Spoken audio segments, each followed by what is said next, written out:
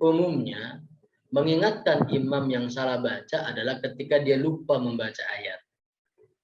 Ya, misalkan dia baca amma yatasaalun anin naim, keliru dia, anin nabail. Nah, diingetin dari belakang, anin nabail azim, gitu kan? Nah, itu diingatkan karena dia ada kesalahan membaca kalimat, ya, atau dia lupa kalimatnya, dia aja, nanti diingetin, ya. Nah, kalau kesalahan makhraj dan sifat, itu kita lihat ini kesalahannya bersifat jali apa khafi. Nah, gitu ya. Terus yang kedua, dilihat juga ini ayat yang dibaca merupakan rukun daripada sholat apa bukan. Misalkan, ya, kalau yang dibaca surah Al-Fatihah kan rukun. Nah, baru ini kita jadi patokan. Kalau surat masih jelek-jelek tetap dia sah. Karena rukun sudah terbaca dengan baik, ya. Umumnya orang baca Fatihah bisa lah. Minimal dia kesalahannya itu ya khafi, tidak jali, ya. Karena dia tidak fasih aja gitu ya, itu masih boleh, kita nggak masalah. Tapi kalau dia kesalahannya misalkan alhamdulillahirabbil alamin gitu ya. Kesalahannya sudah, nah kita tidak bisa mengingatkan secara makhraj. Susah. Alhamdulillah. Orangnya bingung. Rasa saya sudah bisa baca alhamdulillah. Ha ha. Ha. Mau gimana? Mau ngomong bukan ha ha, nggak bisa.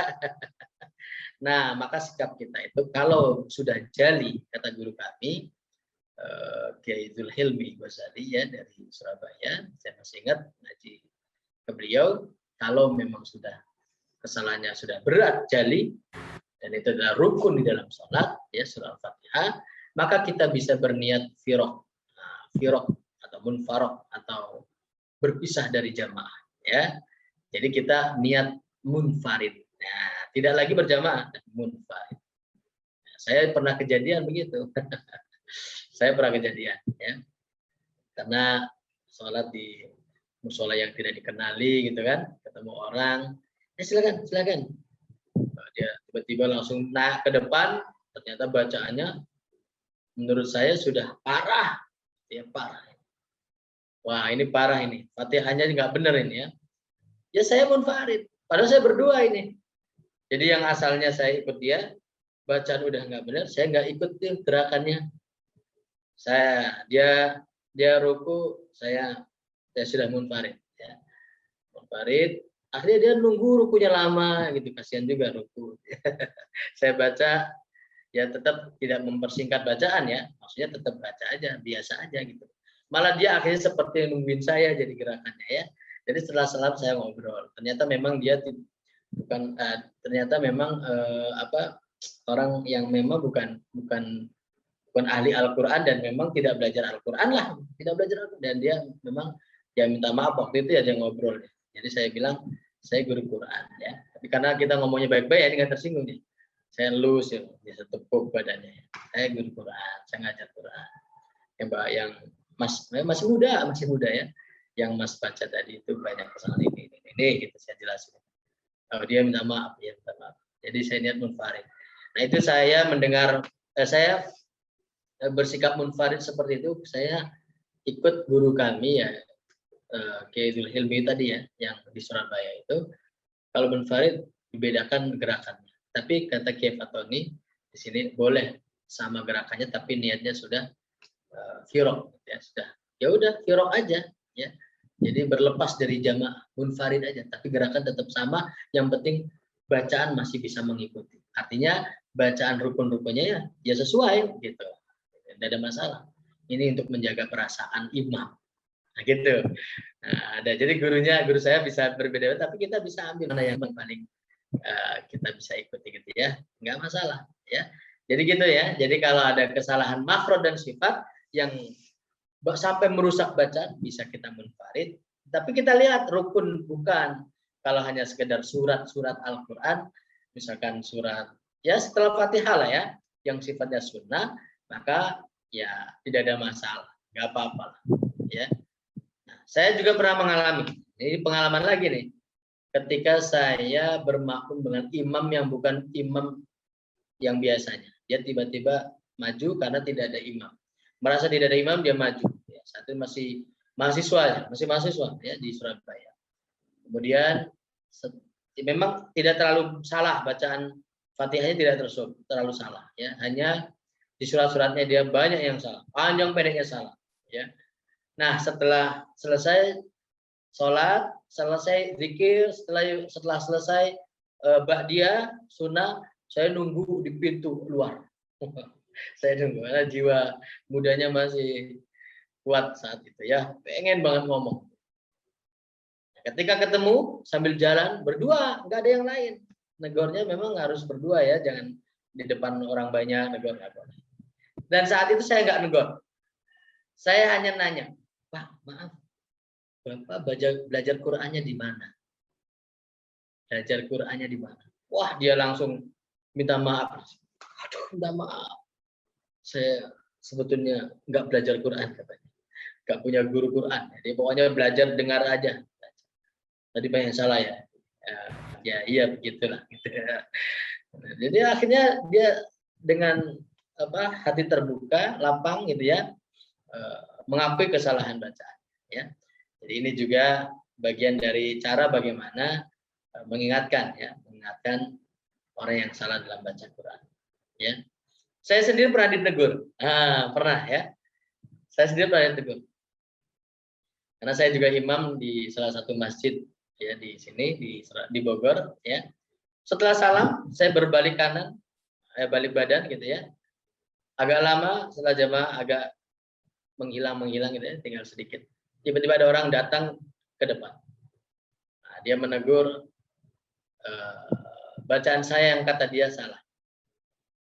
Ustaz, maaf, tadi Ustaz wakafnya di tempat yang salah katanya. Setelah dia memuji dulu, pintar dia ya, memuji dulu, bla bla bla bla. Ustaz kok wakafnya di tempat yang salah? Oh ya, di mana? Nah, saya baca waktu itu surah Al-Fat ayat 29. Ya. Injil, kazar in akhraja syat'ahu fa'azaru fastaghladu fastawa 'ala suqi, ya. Ruhama wa bainahum tarahum ruk'an sujada yabtaguna fadlan min Allah wa ridwana sibam fil wujuhim min azal sujud dzalika masalum fit Taurat wa masaluhum fil Injil. Saya wakaf di situ. Kazara'in akhraja, saya lanjut tidak pakai ibtidah. Nah, dia bilang kalau ini katanya tidak boleh diputus loh. Kenapa? Ya karena nanti maknanya jadi berubah. Nah, saya mau menjelaskan sih masih banyak jamaah. Saya bawa, ayo kita ke dalam pengimaman. Kemudian saya tunjukin Al-Qur'annya. Nah, ini Al-Qur'annya. Saya bukain Al-Qur'annya, saya tunjukin ternyata ada tanda wakaf. Nah, apa tanda wakafnya? Jim. Apa jim itu? Jaiz. Apa jaiz? Boleh berhenti, boleh tidak. Kalau ada tanda wakaf ini boleh nggak? Nah, dia kaget. Quran saya nggak ada tanda wakafnya. Nah, inilah permasalahan wakaf. Ya, kalau masalah wakaf itu, kita lihat Quran mana yang kita ikuti. Karena wakaf itu adalah masalah ijtihadiyah. Ijtihadnya para ulama, maka akan berbeda-beda hasilnya. Ternyata dia malah makin bingung ya. Bapak tahu nggak al-waqf wal ibtida? Saya nggak tahu, saya hanya tahunya dalam kajian aja katanya itu salah kalau berdiri. Oh, ditelusuri ngaji di mana? Akhirnya kan kita ngobrol ya. Akhirnya kenalan ini ngaji. Oh iya. Nah, gini masalah wakaf. Wakaf ibtida itu kalau kita berpijak pada rumus-rumus wakaf itu, maka kita tidak bisa menyalahkan satu di antara yang lain. Ya, kita lihat Quran kan beda-beda ya. Ada Quran ini wakafnya jim, ini nggak ada wakafnya ya kan. Nah itu bukan salah benar. Itu memang ijtihad ulama. Saking sayangnya kepada umat yang nggak tahu dengan makna Al-Quran, ini supaya tidak salah bacanya, berhentinya di sini nih. Dikasih tanda, ini baiknya berhenti, ini baiknya terus, ini lebih baik, ini harus berhenti mim ya, ini harus terus lam alif. Itu saking sayangnya ulama. Tapi ada juga pendapat yang berbeda, ini tidak perlu ada tanda jim, ya namanya ijtihad.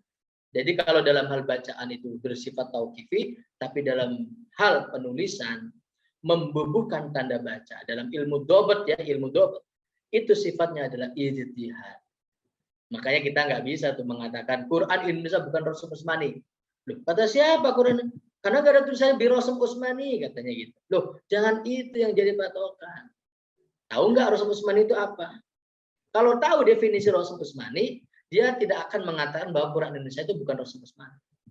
Oh, ya. Jadi orang yang mengatakan bukan Rasam Usmani, berarti dia tidak tahu tentang rasam, ilmu rasam. Apa sih Rasam Usmani? Bentuk tulisan yang dibuat oleh Zain bin Sabit zamannya Utsman bin Affan. Nah, kalau kita berpegangan pada tulisannya Zain bin Sabit, sampai sekarang kita nggak bisa baca Quran. Karena tulisan Zain bin Sabit nggak ada titik-titiknya, nggak ada harokat-harokatnya, nunnya begitu aja, fa ya begitu, ya. Tanda titik-titik itu ilmu dobat namanya. Itu ijtihadnya ulama yang menemukan para ulama, ditambahkan Ad-Dani gitu ya, riwayat Ad-Dani, riwayat Abu Dawud, riwayat Dawud kalau nggak salah ya, ada Ad-Dani dan seterusnya, itu baru muncullah ilmu dobat ya, tanda baca. Nggak bisa kita mengatakan ini salah, nggak bisa. Apalagi kapasitas kita bacaannya nggak ada. Ya, jangan kita nyalain tulisan Al-Quran ya, membaca saja kita masih pletot-pletot gitu ya. Masih banyak yang salah. Nah, jadi ini ya barangkali yang dapat saya sampaikan tadi. Dari pertanyaannya siapa tadi? Mas Gilang, siapa? Mas Jidan ya. Nah, tentang cara menegur ya seorang imam yang bacaannya salah ya. Dari segi makhrajnya. Tapi kalau dalam hal hafalan, kita harus ngingetin kalau kita ingat ya, tahu ya. Nah, kasihan kan dia baca inna a'toina kal kautsar fasholli li rabbika wanhar inna a'toina, balik lagi dia ya, lupa ya, kita harus ingetin ya. Tapi hati-hati jangan inna lillahi wa inna ilaihi raji'un, bahaya ya.